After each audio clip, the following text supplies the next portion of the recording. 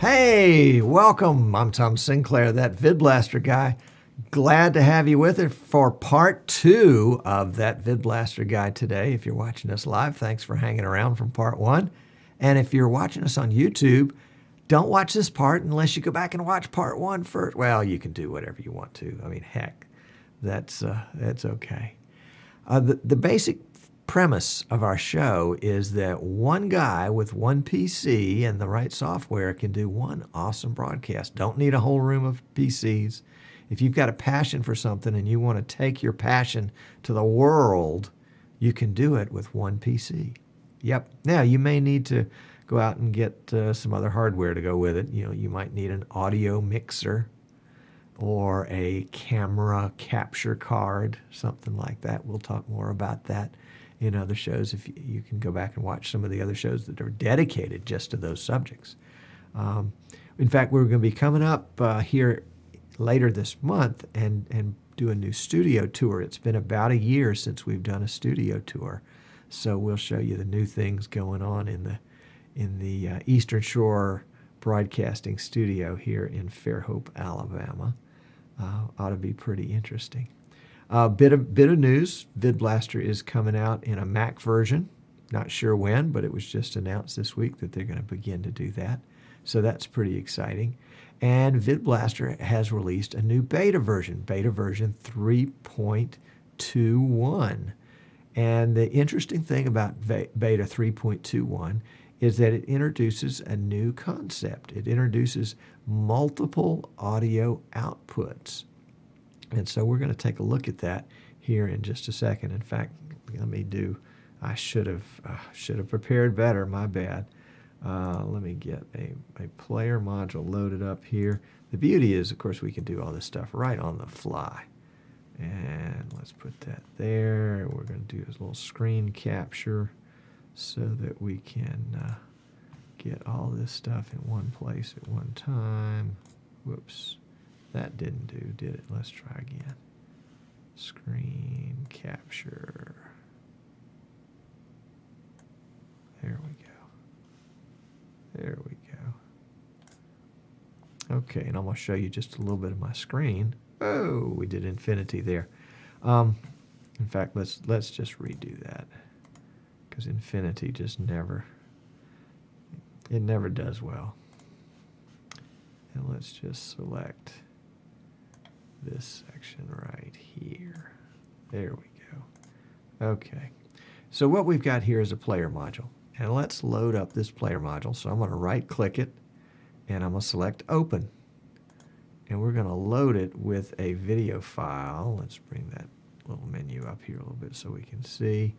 And I'm going to bring in, oh golly, what's a good, well, we'll do the VidBlaster. That'll be a good one. There you go. And basically, this does this. And it plays the video. Now you notice there was no audio with that. Let's do a right click here. And we're going to have to select an audio device so that we can send the audio somewhere. So we're going to say the audio device is going to be speakers, and this is number 4 Behringer USB, which I happen to know is my Behringer UCA 202 sound card. So now we can play it like this. Powered by VidBlaster. And I can control that sound on one of the channels of my mixer so that when it plays, we'll play it again, I can raise and lower the volume of that video because I have selected, let's get audio device, I have selected a speaker, which in this case is, I've typed that in and made it say speaker there. That's not the device name. The device name is Behringer USB WDM Audio 2.8.40, which I happen to know is my UCA sound card, which is a USB device. I could have also selected a speaker here, which really is a speaker connection on my PC.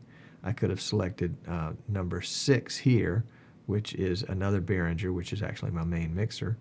I could have selected this speaker, which is a Blackmagic card that I've got, or this Realtek digital output, which is also the speakers in my PC. But we're going to go with this one here because that is my, well, I tell you what, let's put this on a different channel. We're going to put this on the speakers channel that I use for Skype.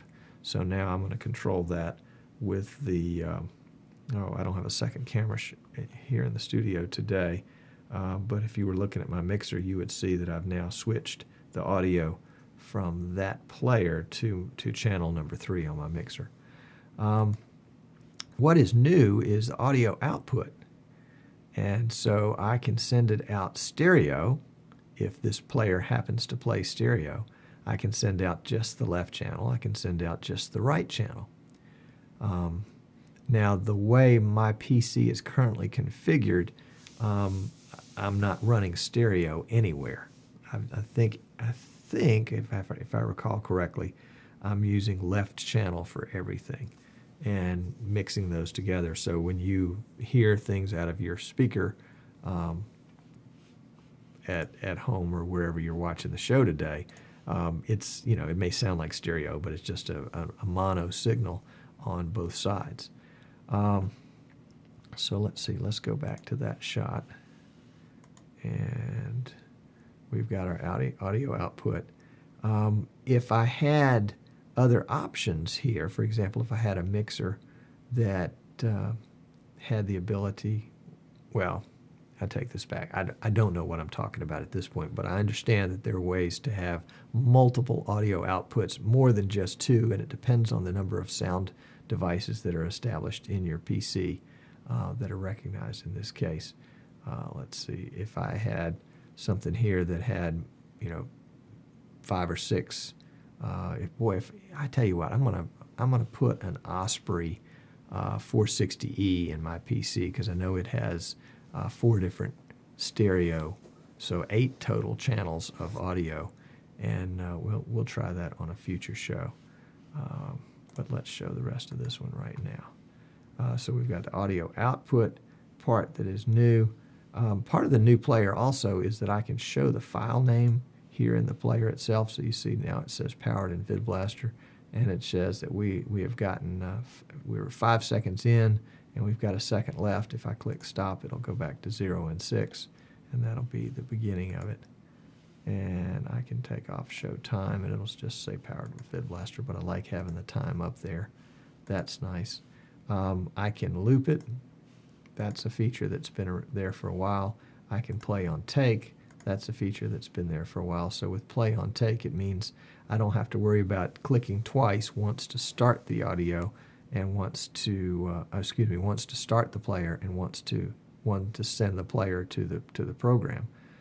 It'll happen with the click of one button. I can also automate that if I want to in the macro features. And I don't want to get too far off subject, but let me show you that here real quickly. Let's see, what did I do with my macros? Had them here just a second ago. Oh, there they are. Let's see, let's just pull them up into that same area if we can get, we'll do another screen capture for it. Sorry about that. All right, capture selected area.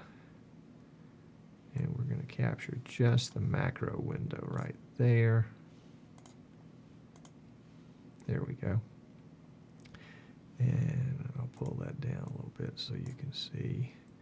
I've got 5 macros stored up in here. I've got a description in this second column. They're numbered 1 through 5. And then I've got the API commands here in the third column. And let's see if we can make this just a little bit wider so you can see the rest of them. The command format is that I'm saying API write, and let's see, let's go down to this one right here. Overlay number 3, I want it to turn on. So when I press the F4 key on my keyboard, it turns on an overlay. In this case, the overlay says pre-show starting soon, which is not true because we're already past that. F5 turns off that same overlay. So mash F5 and there it goes. F2, and these are not in particularly good order. They were just the way I thought about them and wrote them down. F2 will turn on overlay 1, which is this overlay. Let's jump that guy back up there. And then F2 will also turn on the main video feed. So we didn't mean to put that up there.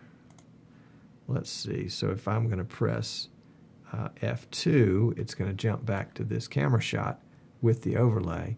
F3 will turn off the overlay. And then I'm going to cut back to our camera module, excuse me, our macro module right there.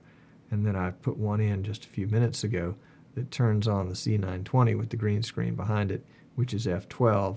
So if I want to just panic and get out of everything, I can hit F12, and that gives you the shot. This is what it really looks like in real life. But I don't want to do that, so we'll go back to that shot, F2. And that's the macro function. Now the macros are part of the API, and they're available in the studio version, studio and broadcast versions. So as you get more advanced with VidBlaster, you have more advanced tools, and you can use like that Korg Nano Control, that $50 control surface, and load it up with all of the API commands, and it will perform the commands I think pretty well. I've used that on occasion. I don't have it up in front of me right now. My studio tends to sort of ebb and flow here. I'm reading the chat room. It's nice to be corrected in the chat room. It's always nice when Martin K is here to straighten out. And Martin is explaining that the idea that two modules can share a single output device, with one sending the left channel and the other sending the right channel. And that's what I was not able to explain very well. So if I had two players, I could give you left and right from that one.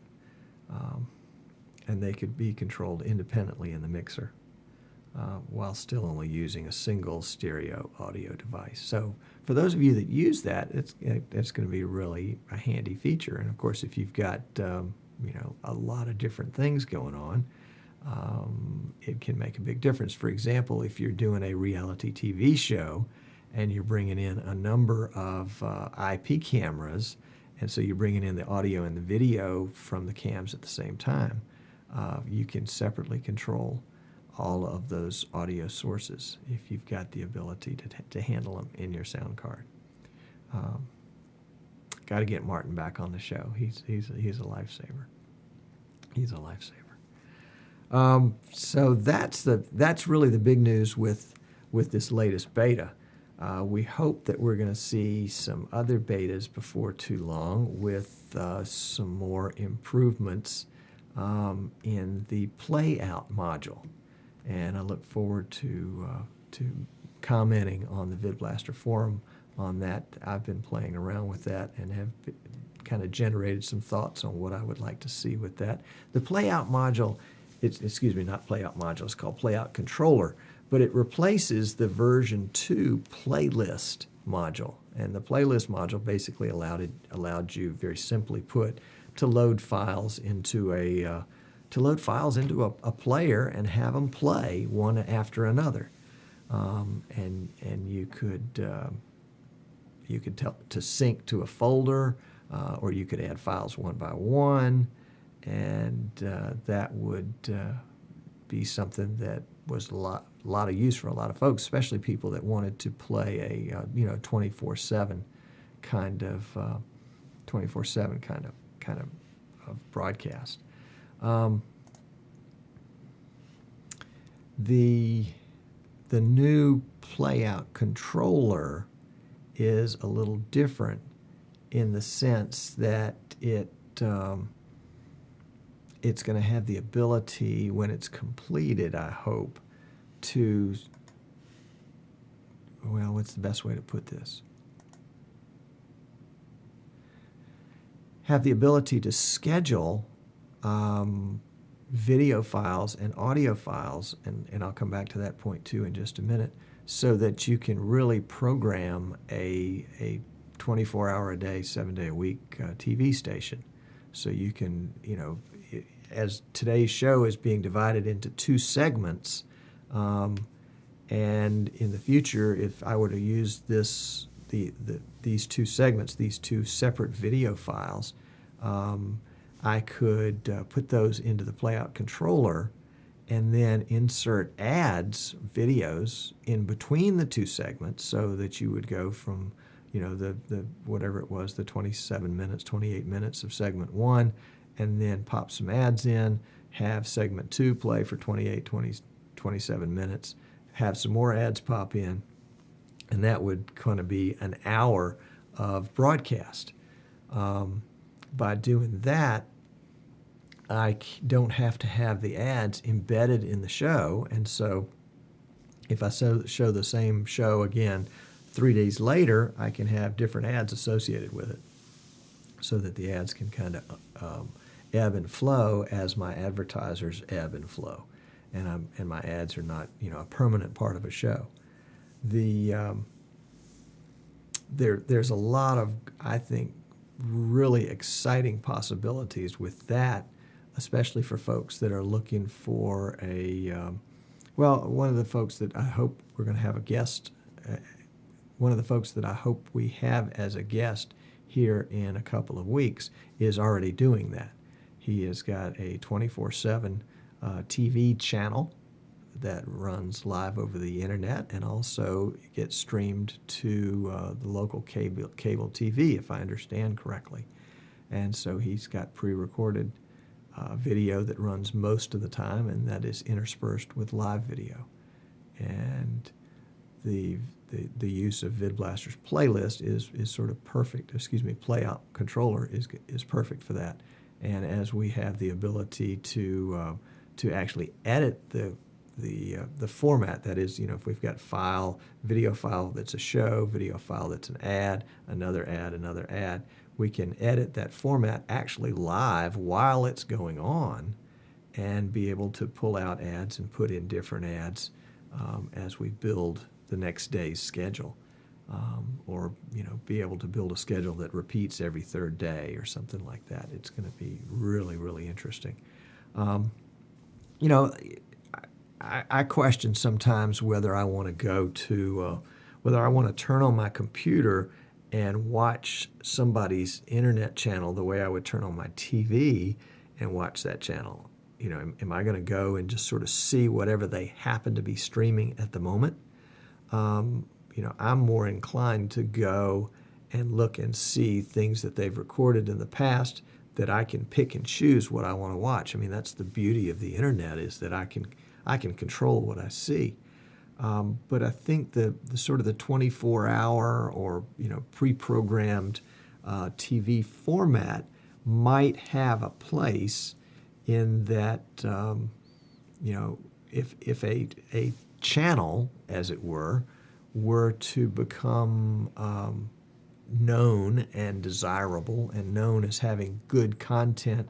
Maybe it's a tech channel and it has good tech content, so people are going to tune in to see what's new that they haven't seen before, a new show, a new concept.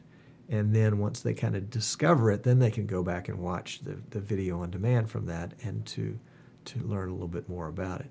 So we'll kind of see how that goes, and whether that ends up being the way things are, or whether things go a different way. Whether which way does the trail go? Well, VidBlaster is blazing a trail so that it's going to cover that base, if that base ends up being a base that's really important in the future. So this playout controller is going to be a big player in VidBlaster as it matures, and as the industry matures of people using it for that purpose. So it'll be really interesting. One of the things that a lot of people don't know is that in the United States, the local cable TV company, as part of their agreement with the Federal Communications Commission, makes available a channel or multiple channels for public access. You can rent one of those channels for not a lot of money, and most of the time it means, burning a video to a DVD and, putting it in your car and driving down to the station or to the engineering office and handing it to them, and then they'll queue it up and play it at the appropriate time. But more and more of the cable companies are getting a head end where they can take your video feed over the internet, whether it's live or taped, it doesn't matter, but they can take it and stream it as you send it to them, so that it goes out over the air as a live TV show, and it could originate, obviously it could originate anywhere in the world, but most of the time it's local programming. But it can appear both on the TV channel as well as on the internet TV channel simultaneously, so that you're covering both audiences. There's a gentleman in Mississippi, Charlie Stogner, and you look up, I think it's Stog TV, S-T-O-G TV, or just Google Charlie Stogner, and Charlie can get you set up for that. Sometimes you have to buy insurance, but Charlie can let you go as a subcontractor with him into your local TV station, and help you cut through a lot of the red tape if you're interested in that. The tremendous potential there, I think, tremendous potential there. It's going to be interesting to see how folks use that, and obviously a lot of it depends on sort of a what would we call it? I was going to say a good community, but where the folks at the cable TV station are indeed embracing what you're bringing instead of trying to blow you off and reject it. I think as we see more and more folks bringing video content from the web and trying to get it into terrestrial TV, although I guess it's not terrestrial if it's satellite, but at least for the cable companies, as more and more folks try to do that, we might find the cable companies more willing to help them do that, and thinking that they're going to get a greater audience if they've got content that somebody has developed locally that will have more local interest.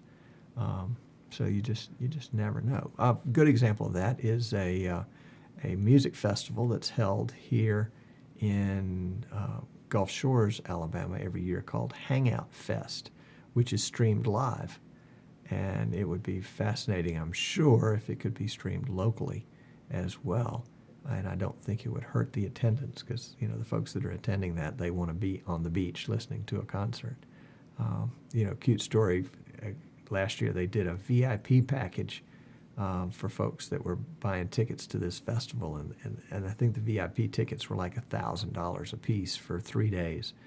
But in the VIP section, they went down to the beach and they excavated and placed in a hole in the beach a giant fiberglass swimming pool and hooked it up to fresh water, with pumps and filters and all that stuff. And everybody that had a VIP ticket got to dip in the pool right there on the beach in the middle of the concert. You couldn't get in the pool unless you had a VIP pass. And again, that's another example of a trailblazer, somebody going where nobody else has gone before.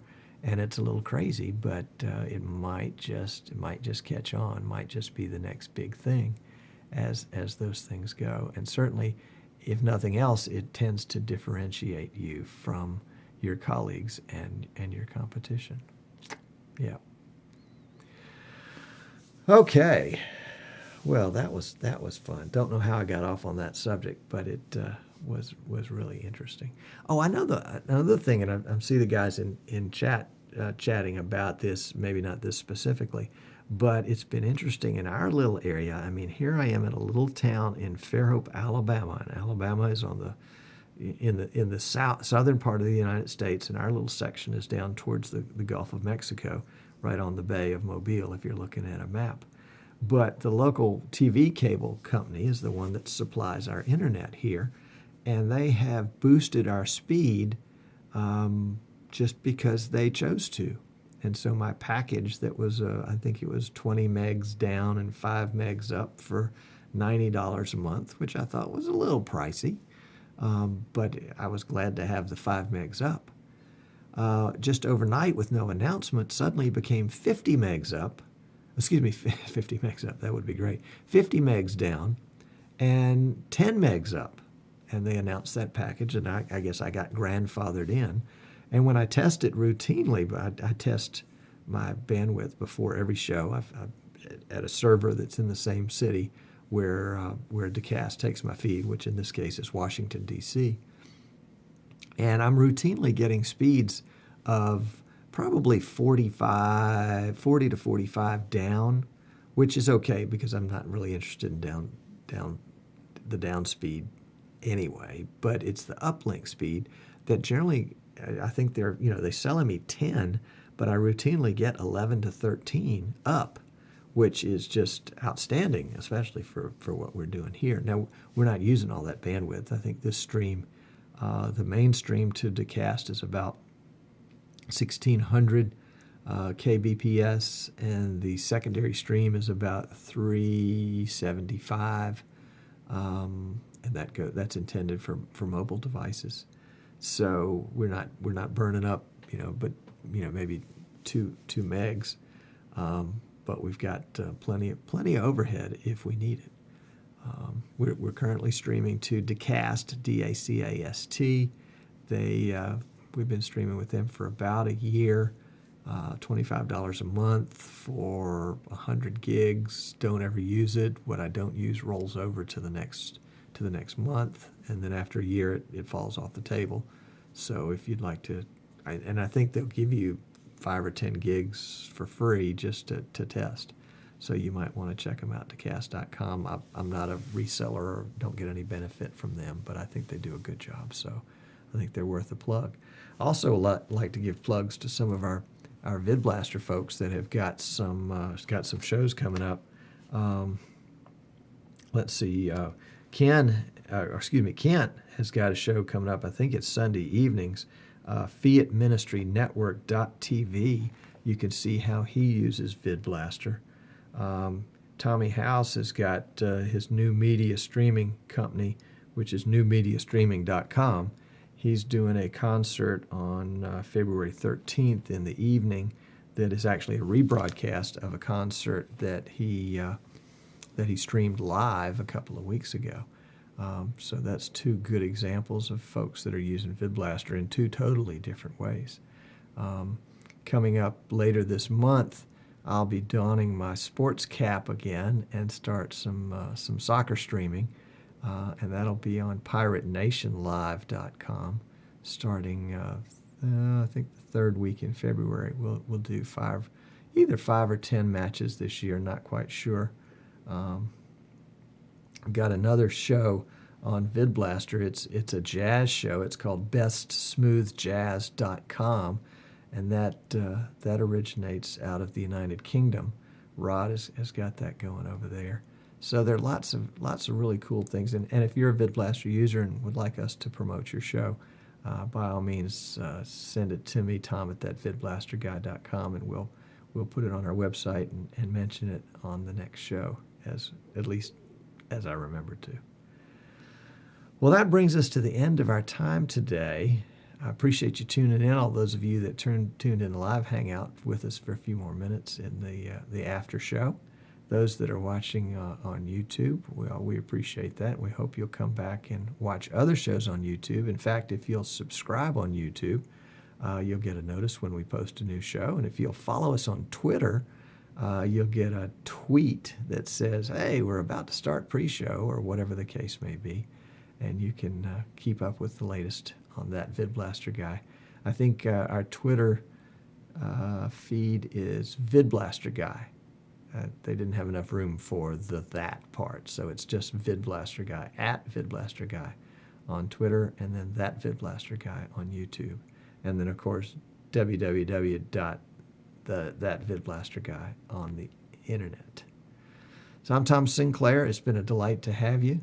And we look forward to seeing you again on our next show, which will be coming up next Wednesday at 3 o'clock Eastern, 8 o'clock in the United Kingdom, assuming that we don't have one of those bloody time changes again. Anyway, take care. Have a great day. Bye-bye.